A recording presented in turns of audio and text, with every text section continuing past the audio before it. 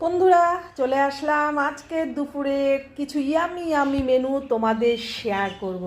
আর আজকে সূর্য পূজা, তাই আমার বাড়িতে আজকে নিরামিষ খাওয়ার একটা দিন। আমি নিরামিষ খেতে পছন্দ করি, তোমরা ভালোই জানো।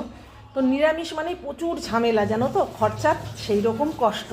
তো চলো আজকের মেনুতে কি কি থাকবে তোমাদের বলা যাক। প্রথমেই দেখতে পাচ্ছ ভাতের থেকে ধোয়া আছে গরম গরম ভাত।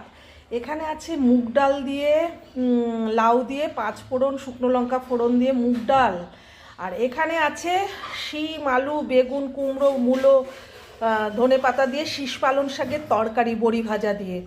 আর ডালের সাথে আছে পটল, বাবারে 200 টাকা কিলো পটল ভাজা আছে, লাউয়ের খোসা, শুকনো লঙ্কা, কালো জিরে ফোড়ন দিয়ে ভাজা আছে, বেগুন ভাজা ছাকা তেলে আছে, বিনস আলু ভাজা। আর সাথে অবশ্যই এই পাতিলেবুটা কেটে নেব, এখন খাইনি তাই খাবো, এখন কেটে নেব। তো আজকে হলো এই আমার মেনু। তো বন্ধুরা, আজকের মেনুগুলো দেখে যদি তোমাদের ভালো লাগে, লাইক কমেন্ট শেয়ার করতে কিন্তু একদম ভুলো না। আর আমি খুব আমি কথা বলতে পারছি না, আমার এতটাই লোভ লাগছে।